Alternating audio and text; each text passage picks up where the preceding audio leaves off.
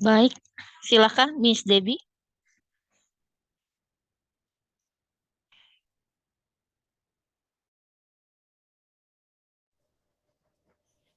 Baik, Assalamualaikum warahmatullahi wabarakatuh. Selamat sore semuanya.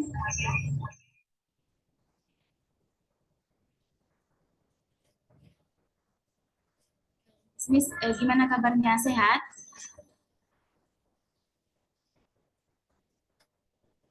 Oke, sambil menunggu teman-teman kita yang lain bergabung, kami ucapkan selamat datang di grup Zoom webinar kita pada sore hari ini. Adapun webinar kita ini merupakan suatu wadah Miss Okta edukasi. tempatnya berbeda atau itu Miss Debbie pakai dua ini ya, dua dua adik suaranya dikecilkan karena pakai dua dua alat.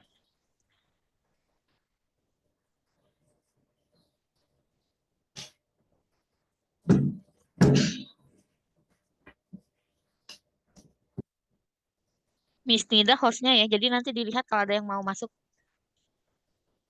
Nah, pada sore hari ini kita akan mendengarkan materi dari narasumber kita. Nah, sebelumnya saya informasikan bahwa nantinya webinar kita ini ketika 45 menit akan berakhir dan teman-teman sekalian nanti boleh join kembali di ruang meeting. Nah, adapun komunitas webinar kita ini merupakan komunitas belajar PAUD HI, PAUD berkualitas TK Kasih Matria, di mana materi kita pada sore hari ini yakni merupakan praktik baik pembelajaran berdiferensiasi di PAUD. Nah, mari sama-sama kita sambut narasumber kita pada sore hari ini dengan tepukan yang meriah. Nah, semua Miss boleh chat di chat untuk kehadirannya ya. Kemudian nanti untuk aktif mendengarkan materi yang luar biasa yang nanti akan disampaikan oleh narasumber kita.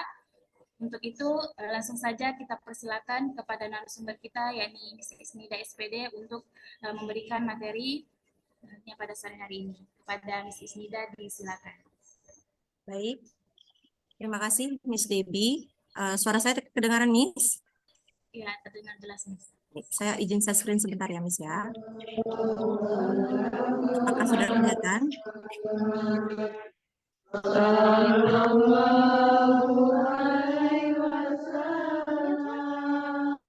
Miss, apakah share screen saya kelihatan? Terlihat Miss, terlihat. Oke. Nanti kalau Baik, ada bocor suara boleh langsung di mute aja sama hostnya. Sama Miss Nida udah terima langsung. kasih Miss. Oke, baik, selamat siang semua Miss. Salam sejahtera bagi kita semuanya. Kita bergabung kembali di komunitas belajar kita ya Miss ya.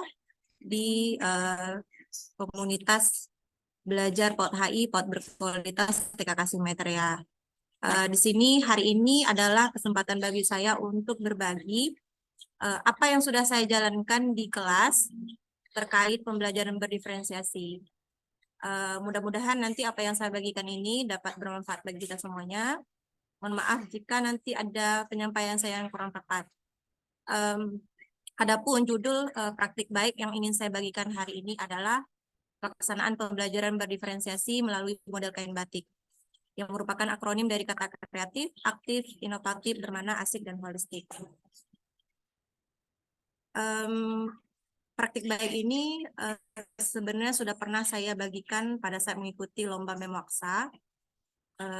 Ini kedua kalinya saya ingin berbagi juga kepada teman-teman sekalian tentang bagaimana saya mencoba melakukan pembelajaran berdiferensiasi sesuai dengan implementasi kurikulum Merdeka.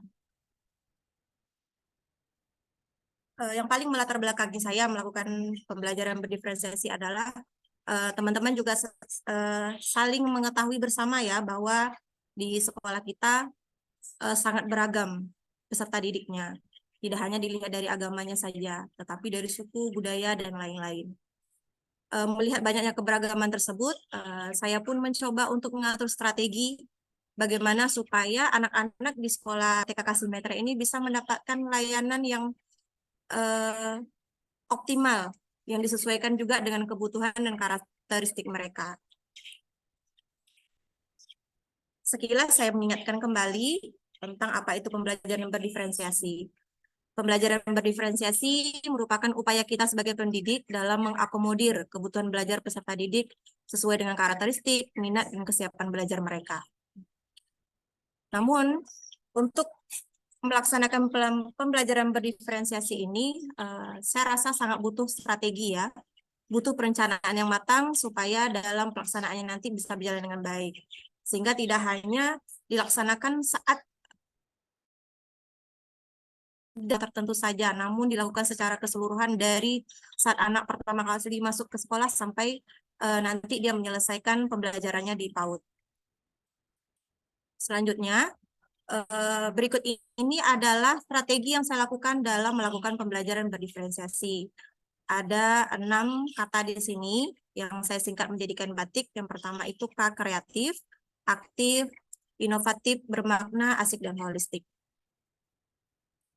Berikut ini adalah tahap-tahap pelaksanaan saya dalam melakukan pembelajaran berdiferensiasi di TK Kasimetra, terutama di kelas Ketuk Waktunet.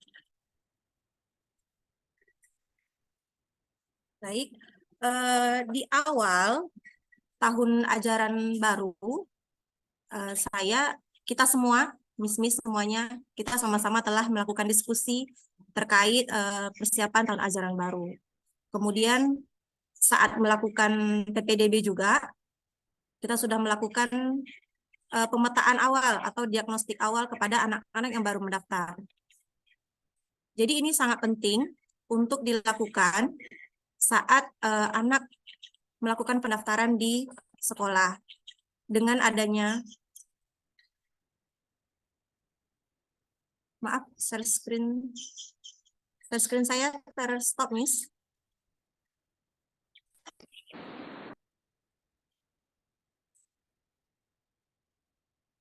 Mister ini saya tidak bisa share screen.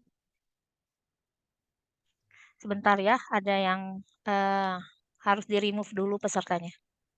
Soalnya mengganggu.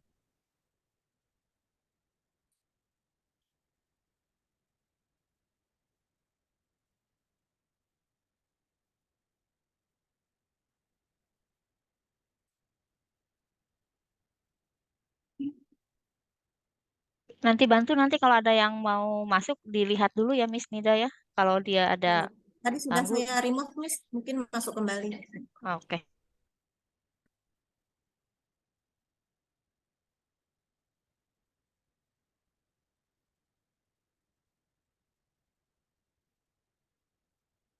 Sudah, boleh silakan.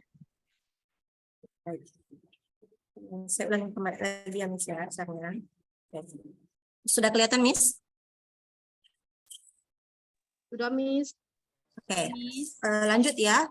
Jadi pada saat anak melakukan pendaftaran, itu sangat penting bagi kita untuk benar-benar mengenal anak ini secara umum, baik melalui anak interaksi langsung dengan anaknya maupun wawancara secara khusus dengan orang tua wali murid.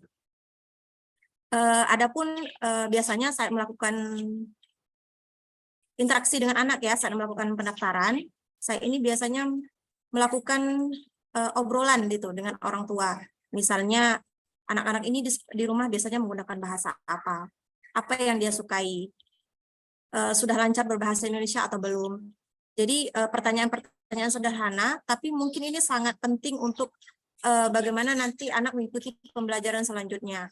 Sehingga saat anak-anak ini sudah masuk ke kelas, kita tidak lagi seperti tidak ada gambaran gitu, anak ini sebenarnya seperti apa. Namun ketika anak ini melakukan pendaftaran dan kita sudah melakukan interaksi langsung, kita punya catatan khusus tentang perkembangan anak, baik itu agamanya apa, bagaimana kesehariannya di rumah, bahasa apa yang digunakan. Dengan begitu nanti akan memudahkan kita untuk melakukan pemetaan secara khusus lagi di dalam kelas.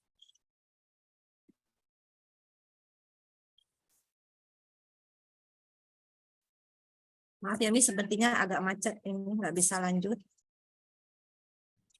Diklik gambarnya aja, Miss. Oke. Tahap pelaksanaan selanjutnya yaitu setelah saya melakukan pemetaan atau diagnostik awal di saat anak melakukan pendaftaran, selanjutnya inilah prosesnya, yaitu melakukan pembelajaran berdiferensiasi melalui strategi yang saya jelaskan di awal tadi. Ini adalah contoh pemetaan yang pernah saya buat di kelas saya, yaitu ini salah satu pemetaan berdasarkan kemampuan anak, di mana anak-anak yang memiliki kemampuan tertentu itu dimaksimalkan perannya. Misalnya di kolom pertama, ini ada 4 anak yang menunjukkan kemampuan dasar berpikir kritis, kreatif, dan kolaboratif. Jadi saya maksimalkan sebagai tutor sebaya atau peer teaching. Namun, untuk pelaksanaan peer teaching ini bukan berarti kita mengistimewakan anak-anak yang memang memiliki kemampuan berpikir kritis. Contohnya hanya dia saja yang kita pilih untuk menjadi tutor sebaya. Namun, anak inilah nanti yang bisa memancing anak-anak yang lain supaya bisa menjadi tutor sebaya juga. Jadi bukan berarti karena dia memiliki kemampuan itu hanya dia saja mendapatkan giliran. Kemudian di sini ada banyak ya sampai ke bawah ini. Ini total keseluruhan dari semua murid yang ada di kelas Ketu Fortunet yang saya petakan berdasarkan kemampuan. Ada juga anak-anak yang memang memiliki kemampuan untuk menjalin hubungan yang positif dengan orang lain, sehingga dimaksimalkan menjalankan budaya 5S atau budaya-budaya sekolah lainnya. Namun masih terdapat juga kendala saya dalam melakukan pemetaan ini, karena seringkali perkembangan anak ini terkadang mengalami penurunan atau mengalami perubahan, sehingga masih perlu evaluasi juga bagi diri saya untuk terus melakukan pemetaan sesuai kemampuan anak yang ada di kelas saya.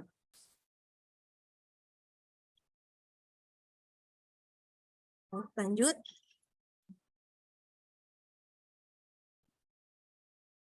Ini bagian yang pertama dari strategi saya tadi di antara 6. Yang pertama adalah pembelajaran kreatif. Menurut saya, menjadi pendidik PAUD ini mata dan keseluruhan anggota tubuh kita memang harus lebih jeli. Melihat apa-apa saja yang ada di sekitar kelas ataupun di sekitar sekolah kita. Jadi anak-anak memang harus dibiasakan untuk berpikir kritis. Jadi kita bisa melihat apa-apa saja yang kurang di sekolah. Misalnya ada kendala apa yang ada di kelas, ada masalah apa yang di kelas, dan benar-benar dekat dengan lingkungan anak. Sehingga anak diikut sertakan langsung untuk melakukan pemecahan masalah tersebut. Nah, contohnya yang ada di sini adalah ada banyak sekali ya bola-bola yang rusak di playroom. Sehingga solusinya adalah mengajak anak-anak untuk melakukan eco break. Sehingga masalah ini perlahan-lahan dapat dituntaskan. Jadi tidak mesti mengajak anak melakukan pembelajaran berbasis masalah dengan masalah yang ada di luar atau jauh dari lingkungan anak. Bisa dilakukan dengan masalah-masalah yang ada di dekat anak. Selanjutnya, di sini ada morning activity ya, yaitu kegiatan yang dilakukan anak di pagi hari sebelum melakukan pembelajaran. Memberikan keleluasaan pada anak untuk berinteraksi di pagi hari supaya anak-anak lebih siap nih untuk mengikuti pembelajaran. Di antaranya dengan menyediakan berbagai jenis buku bacaan untuk meningkatkan kemampuan literasi numerasi anak, mengadakan tiket penyambutan, kegiatan brain gym, dan kegiatan lainnya yang bisa mendukung perkembangan fisik motorik anak, salah satunya melalui gerak dan lagu. Kemudian melakukan praktik kepemimpinan. Di sini di kelas Ketu Fortunet yang paling baik ya penilaiannya, perkembangannya dalam menjadi pemimpin kelas, yaitu ada satu orang anak bernama Junius Chen, itu di awal. Namun bukan berarti di sini hanya Junius saja menjadi pemimpin. Anak-anak yang lain juga berhak untuk mendapatkan giliran menjadi pemimpin kelas. Sehingga kepemimpinan ini digilir setiap harinya. Dengan adanya praktik kepemimpinan yang bergilir, ini bisa membantu pelaksanaan pembelajaran berdiferensiasi bisa berjalan dengan baik pula di kelas. Selanjutnya, ini adalah praktik peer teaching, seperti yang saya tampilkan sebelumnya pada pemetaan awal ya. Ada beberapa anak yang memang memiliki kemampuan dalam berpikir kritis, dan dia memiliki kreatif, anaknya solutif, jadi dimaksimalkan untuk menjadi tutor sebaya. Tutor sebaya ini sangat membantu kita ya teman-teman di dalam kelas, sehingga tidak semata-mata kita harus menghandle seluruh anak. Dengan adanya tutor sebaya ini bisa membantu kita untuk melaksanakan pembelajaran di kelas. Kemudian selanjutnya menyediakan kegiatan main yang beragam. Dengan begitu anak bisa lebih leluasa untuk bereksplorasi dan memunculkan imajinasinya. Selanjutnya, melakukan kegiatan yang berbasis kearifan lokal.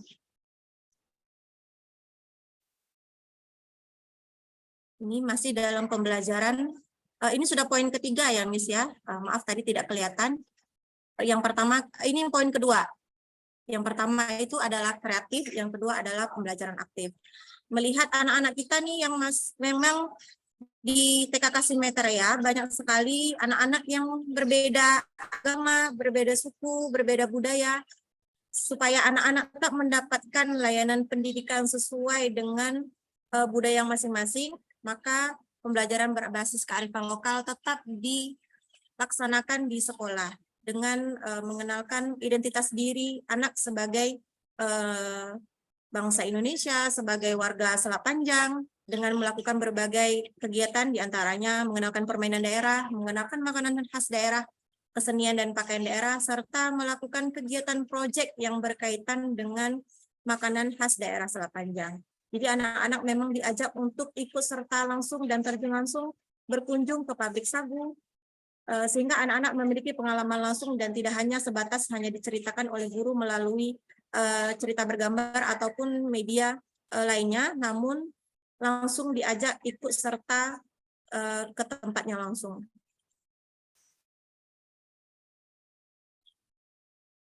Selanjutnya, di pembelajaran aktif juga pengembangan literasi dasar tetap digiatkan.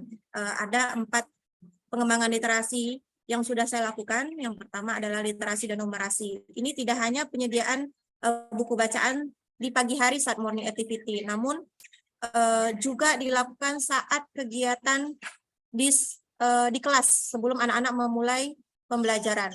Setiap minggu ada buku bacaan yang berbeda yang dibacakan kepada anak.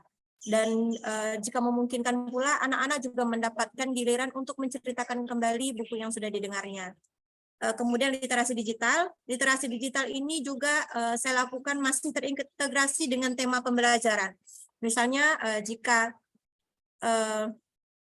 berkaitan dengan pembelajaran tentang sampah, nanti saat anak belajar literasi digital juga mereka menyesuaikan, misalnya membuat tong sampah menggunakan Microsoft Office Word.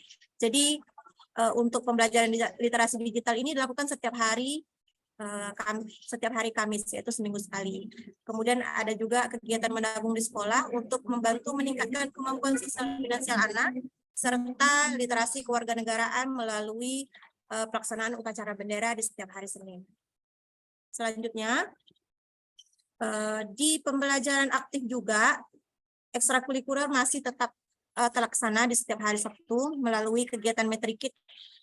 Di sini, anak-anak tetap mendapatkan layanan sesuai kebutuhan dan tempat tinggalnya. Di antaranya karena anak-anak di sini kebanyakan berasal dari suku Tionghoa yang beragama Buddha, tetap diadakan ekstra yang berkaitan. Misalnya ada ekstra barongsai, kemudian disesuaikan juga dengan budaya Melayu, ada ekstra tari Melayu, ada ekstra zapin, dan juga ada pengembangan diri lainnya yang rutin dilakukan setiap hari Sabtu.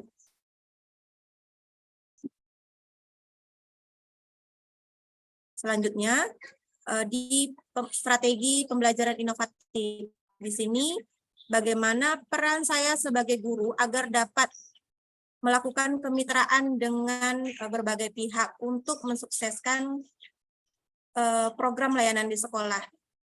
Pembelajaran berdiferensiasi ini sebaiknya tidak hanya fokus kepada anaknya saja, namun komunikasi kita dan kerjasama kita yang baik dengan orang tua itu juga bisa mendukung bagaimana anak-anak kita mendapatkan pembelajaran yang sesuai dengan kebutuhan mereka.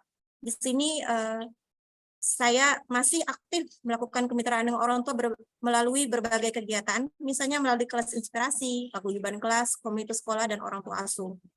Kemudian banyak juga melakukan kemitraan dengan instansi terkait, misalnya Puskesmas, Capil, Polres, dan lain-lain. Tidak hanya melakukan kemitraan dengan orang tua, kemitraan yang dilakukan juga banyak dengan instansi terkait lainnya. Sehingga dalam suatu program apapun, itu saling berkaitan dan saling terintegrasi dengan baik. Selanjutnya, di pembelajaran inovatif ini ada dokumentasi ketika adanya kegiatan kelas inspirasi. Jadi anak-anak memang diberikan gambaran bagaimana nanti ke depannya, misalnya anak-anak ke depannya ingin jadi seperti apa. Dengan mengundang orang tua murid dengan berbagai profesi, itu bisa memberikan gambaran kepada anak dan juga menjadi motivasi juga untuk anak agar bisa belajar lebih giat lagi.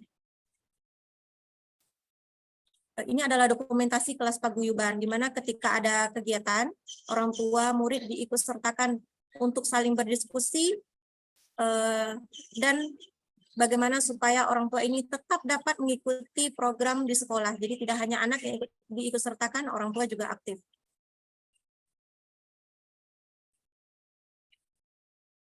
Dalam pembelajaran inovatif, pembelajaran diferensiasi juga didukung dengan adanya program Abang Beca yang sebentar lagi sama-sama akan kita lakukan ya di tanggal 23 nanti, selama 4 hari, di mana program ini merupakan program yang peduli dengan kesejahteraan anak.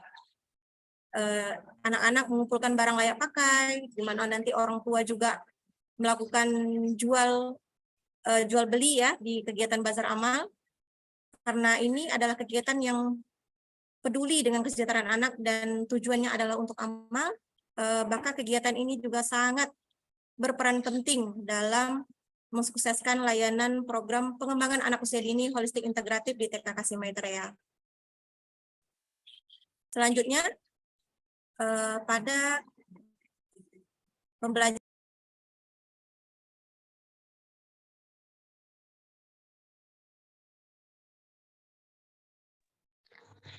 Ke mute, Miss Nida. Suaranya ke mute.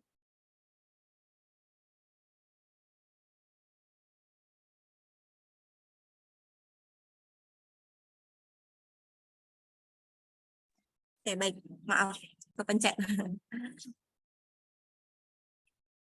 Seperti sebelumnya saya sampaikan, pembelajaran berdiferensiasi ini tidak hanya dilakukan terbatas di dalam kelas saja, namun anak-anak juga aktif dibawa keluar ke jalan-jalan yang kami sebut dengan cross country atau melakukan field trip. Dengan begitu, anak-anak yang memang memiliki kemampuan yang masih kurang dalam berbahasa, itu bisa membantu meningkatkan kemampuan berbahasa mereka.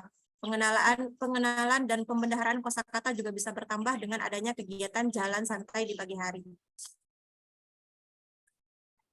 Ya, selanjutnya, dalam pembelajaran bermakna dan asik, yang tadi saya sampaikan bahwa orang tua aktif diajak untuk ikut serta dalam kegiatan di sekolah. Sepertinya kegiatan ini akan terputus. Nanti kita akan sambung lagi ya, Miss ya.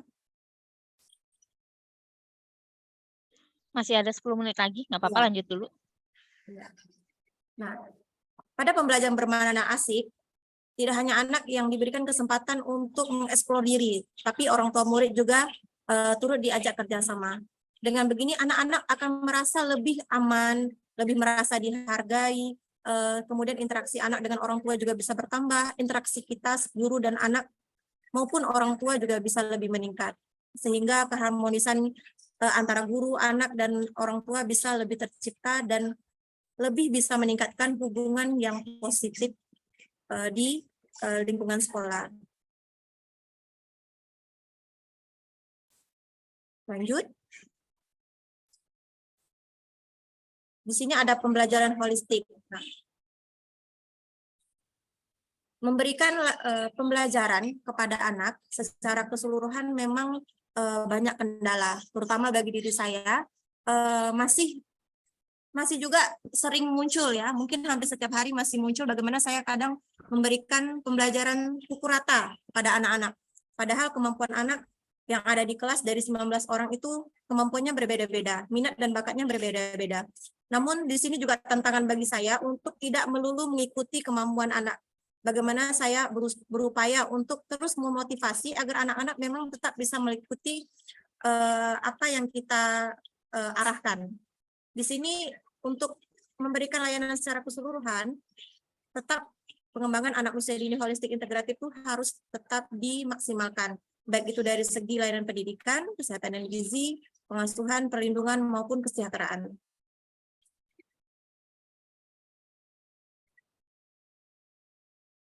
Ya.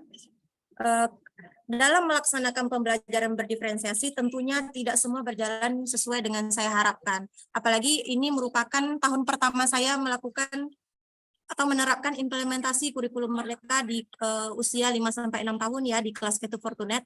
Masih banyak sekali kekurangan dan hambatan saya terutama dalam melakukan pemetaan dan memberikan pembelajaran sesuai dengan karakteristik anak. Sehingga masih banyak perlu evaluasi dan perbaikan dari segi cara mengajar dan perencanaan. Apalagi banyak ditemukan pula anak-anak yang masih belum berkembang sesuai dengan yang saya harapkan. Sehingga solusi yang saya lakukan adalah dengan rutin melakukan deteksi dini tumbuh kembang anak setiap sebulan sekali. Kemudian melakukan simulasi bagi anak yang memang mengalami hambatan tumbuh kembang dengan melakukan pengayaan, kemudian melakukan rekomendasi ataupun diskusi dengan orang tua murid terkait hambatan yang dialami oleh anak, serta melakukan pelaporan aktif terkait perkembangan dan pertumbuhan anak secara rutin kepada orang tua. Dari pembelajaran yang sudah saya terapkan di tahun ajaran ini, saya berharap apa yang sudah saya lakukan ini dan yang sedang saya bagikan ini kepada teman-teman bisa juga menjadi refleksi ya bagi diri saya. Namun yang paling saya harapkan adalah bagaimana supaya kita sama-sama bisa memberikan pembelajaran yang memang sesuai dengan kebutuhan anak. Sehingga nanti anak-anak dapat merasa aman, merasa lebih dihargai, bebas bereksplorasi dan berekspresi, mampu berkolaborasi, dan merdeka bermain. Rencana tindak lanjut saya ke depannya, baik itu internal maupun eksternal, lebih meningkatkan pada manajerial ya, terutama dalam pengaturan diri saya, dalam meningkatkan kompetensi diri, kemudian menyusun pembelajaran yang memang dibutuhkan dan diminati, kemudian memperluas lagi kerjasama saya dengan stakeholder, serta tetap memaksimalkan pelaksanaan PAUD holistik integratif. Mungkin hanya ini saja yang bisa saya bagikan terkait bagaimana strategi saya dalam melakukan pembelajaran berdiferensiasi di kelas saya. Mudah-mudahan ini mungkin bisa menjadi inspirasi mungkin ya. Kalaupun misalnya ada yang tidak sesuai, saya minta maaf karena ini juga tahun pertama saya dalam mengimplementasikan kurikulum Merdeka. Mudah-mudahan di tahun ajaran ke depan saya bisa memperbaiki dan menyusun perencanaan yang lebih matang lagi terkait pelaksanaan pembelajaran berdiferensiasi ini. Mungkin hanya itu saja yang bisa saya bagikan. Terima kasih semuanya. Selamat sore. Terima kasih kepada narasumber kita ini. Bagi teman-teman yang kiranya ingin berbagi praktik baik atau ingin bertanya mengenai praktik pembelajaran berdiferensiasi di PAUD ini, kami persilakan.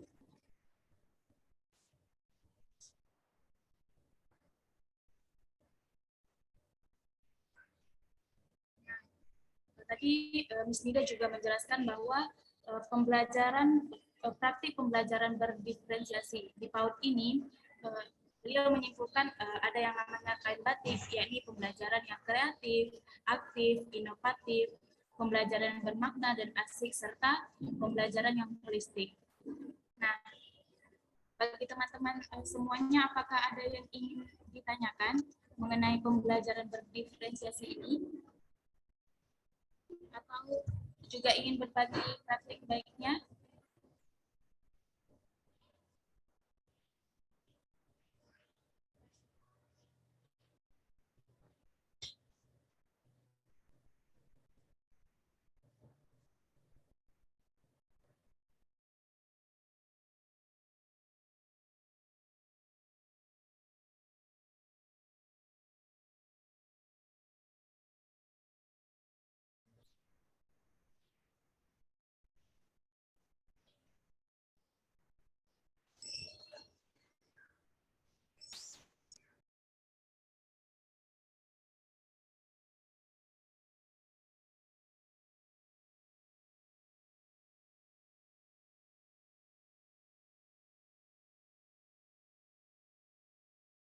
Miss Debbie, sepertinya suara Miss Debbie kecil sekali. Apakah suara saya terdengar jelas, Miss?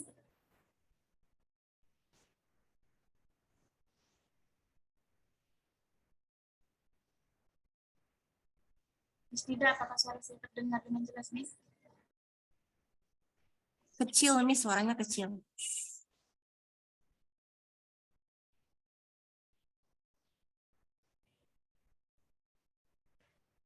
Nah, untuk teman-teman sekalian, kita sapa-sapa dulu ya, Miss Indi. Gimana, Miss Indi? Apakah ada yang ingin ditanyakan atau ingin berbagi praktik baiknya? Atau yang dari Nafa dan Mas Eka, boleh untuk berbagi praktik baiknya, atau ada yang ingin ditanyakan, kita boleh sama-sama diskusi dengan narasumber kita yang kebetulan sudah menerapkan kurikulum merdeka. Nah, mungkin bagi kita yang ingin atau baru akan menerapkan kurikulum merdeka, boleh untuk nanti lebih bertanya kepada narasumber kita pada sore hari ini.